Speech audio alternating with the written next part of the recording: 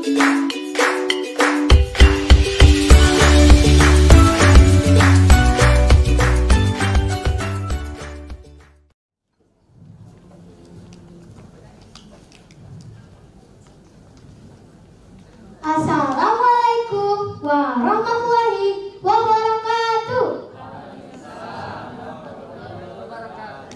Halo teman-teman. Halo juga Dewan Juri. Apa kabar kalian semua? Syukurlah. Perkenalkan, nama saya Nafisa Humaira. Teman-teman, dalam rangka gerakan literasi di sekolah kami ada gerakan membaca buku 15 menit sebelum pembelajaran, baik di perpustakaan maupun di pojok baca. Dengan membaca buku, ilmu kita akan bertambah dan banyak sekali pusakara yang bisa kita ikuti. Seperti buku ini yang pernah saya baca yang berjudul Rawa Bening. Namun, kali ini saya akan menceritakan tentang legenda yang ada di desaku, teman-teman. Cerita ini diambil dari wawancara dengan beberapa tokoh masyarakat Desa Tampasari, serta telah dilampiri surat keterangan dan kebenarannya dari Kepala Desa Tampasari. Judulnya Misteri Lubung Larangan Gunung Pawidangan. Penasaran kan? Begini ceritanya.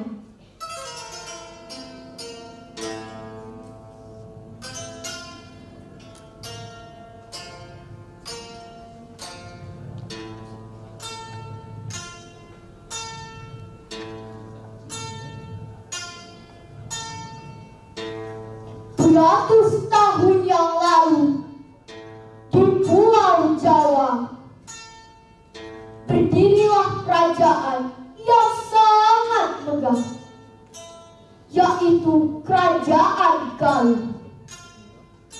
Rajanya bernama Prabu Permana Dikusuma. Ia sangat sakti, arif dan bijaksana. Sang Prabu mempunyai dua permaisuri yang cantik jelita. Yang pertama bernama Dewi Naga Ningrum dan yang kedua bernama Dewi Pangerenyap. Baginda sudah lama sekali memohon kepada Tuhan agar diberikan keturunan, tapi permohonannya belum juga terkabulkan. Setelah memerintah kerajaan dalam waktu yang lama, sang raja memutuskan untuk mensucikan diri menjadi seorang petapa. Karena belum mempunyai keturunan, ia berniat menyerahkan tahta kerajaannya kepada patinya yang bernama Arya Kebonan atau Arya Temperan. Baginda juga tahu dari penglihatan patinya, Arya Kebonan ingin menjadi seorang raja. Arya Kebonan, jika benar kau ingin menjadi raja, akan aku serahkan kerajaanku. Tapi dengan syarat, kau harus adil, jujur, dan bijaksana. Yang kedua, jangan sentuh permaisuriku, tapi kau harus memperlakukannya dengan baik. Apa kau sanggup, Arya Kebonan? Ampun Tuanku atas kelancangan hamba ini. Tapi jika sekiranya Baginda percaya, baiklah hamba mengikuti pesan Baginda. Syukur, mulai saat ini dengan disaksikan oleh Wang Lengser, aku serahkan kerajaanku kepadamu. Namamu aku ganti menjadi Prabu Parma Wijaya. Setelah serah terima, sang raja segera pergi dan menyapa sang raja dari hadapan Arya Kebonan dan Wang Lengser. Arya Kebonan terlihat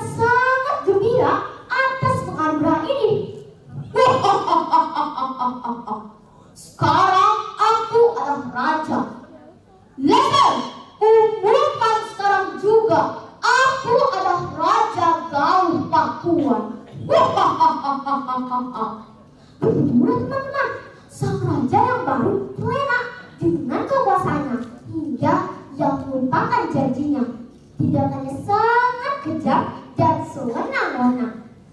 Pada suatu hari, kedua permaisuri datang menghadap raja untuk menyampaikan arti mimpinya. Ampun tuanku, tadi malam kami berdua bermimpi yang sama, yaitu bermimpi kejatuhan bulan. Menurut firasat kerajaan, kami berdua akan mendapatkan putra. Oh, tidak mungkin, Jawab sang raja sambil marah karena membayangkan denganlah lahirnya putra mahkota, kekuasaannya akan berakhir. Karena masih penasaran, sang raja mendatangkan lagi penasehat kerajaan untuk membuktikan arti tabir mimpi permaisuri tersebut. Dan benar saja teman-teman, kedua permaisuri tersebut mengandung putra laki-laki. Singkat cerita, Dewi Pangranyo pun melahirkan putra laki-laki yang diberi nama Pangeran Harya Banget. Sedangkan Dewi Naganingrum belum terlihat tanda-tanda akan melahirkan hingga 1 tahun mengandung. Dewi Naganingrum terlihat sedih dan was-was. Sang raja pun segera menemui Dewi Naganingrum untuk menenangkannya. Namun ajaib teman-teman, janin yang ada di kandungan Dewi Naganingrum bisa berbicara.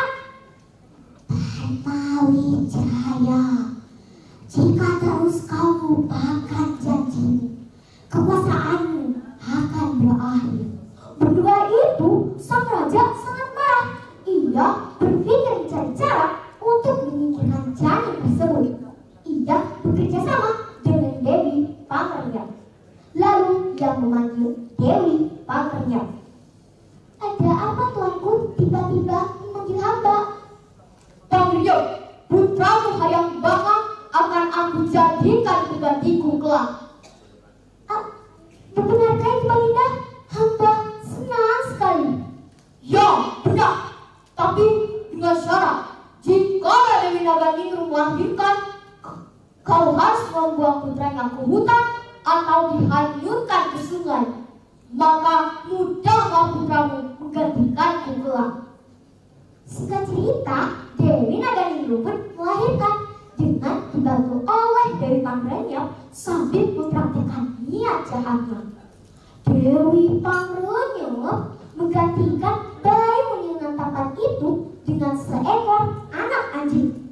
Sedangkan bayi dan sebutir telur ayam dimasukkan ke peti berwarna emas lalu dihanyutkan di sungai Citarum. Sang raja yang mengetahui hal tersebut seolah tidak terima. Ia sangat murka. Ini adalah air kerajaan. Mau ditaruh di mana mukamu ini? Segera bunuh Naganingrum sekarang juga sebelum air ini tersebar sampai keluar kerajaan. Leser, cepat bunuh dia. Baik Baginda, akan hamba laksanakan. Jawab Walengser kaget.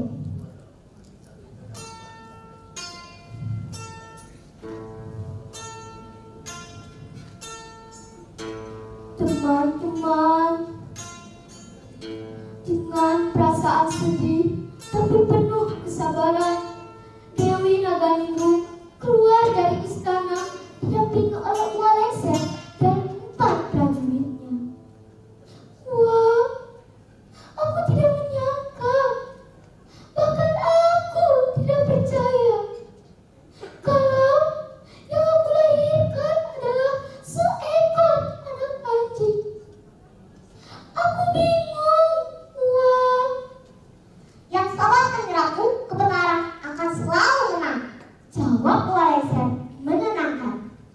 Mereka pun terus berjalan, menelusuri lembah, menaiki bukit, bahkan masuk ke dalam hutan belantara.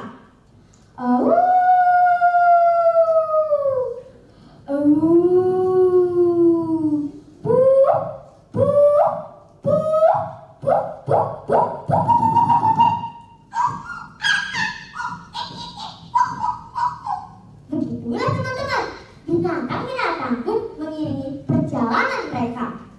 Setelah jauh berjalan, mereka pun sampai di bukit yang sangat indah.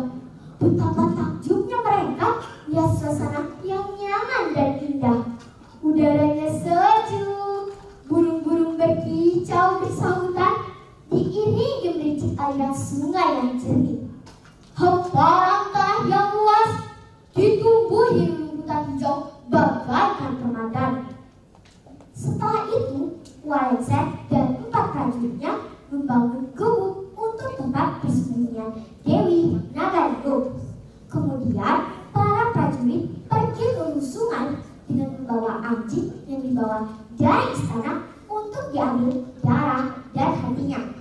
Lalu, darahnya dioleskan pada ujung tombak dan ditumpahkan pada baju kebaya sang permaisuri untuk bukti bahan laporan bahwa Dewi Naganingrum telah tiada.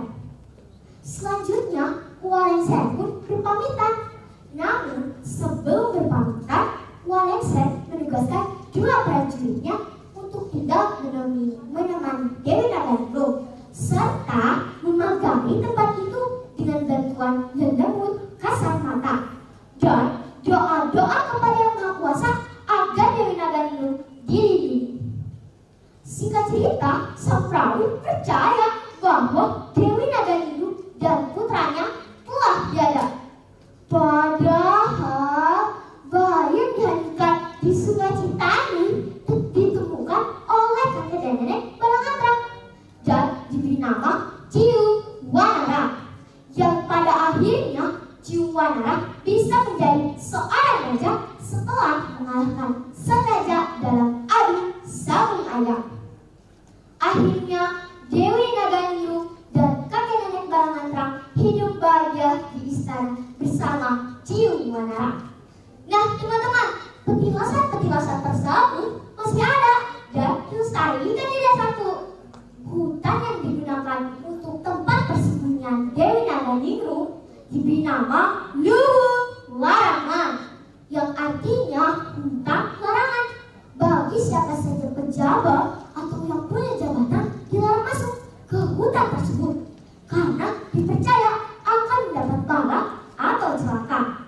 Wallahualam. Karena hutan tersebut ada di sebuah bukit atau gunung, maka dikenal dengan nama Gunung Pangidangan, yang artinya gunung tempat indah atau beristilah santai sang permaisuri. Kemudian dusun yang ada di sekitar gunung tersebut diberi nama Dusun Gunung Gelis, yang artinya gunung yang pernah ditempati Ratu Gelis atau Ratu Cantik. Satu lagi teman-teman, sungai yang ada di sekitar gunung tersebut diberi nama Sungai Cibaganjing, yang artinya cai bukan anjing atau air bangkai anjing. Seru kan teman-teman ceritanya? Yang pasti dari cerita tadi banyak sekali pesan moral yang bisa kita ikuti. Di antaranya, kita tidak boleh sombong, harus jujur dan menepati janji. Betul. Agar ilmu kita bertambah, ayo baca buku di perpustakaan. Salam literasi. Wassalamualaikum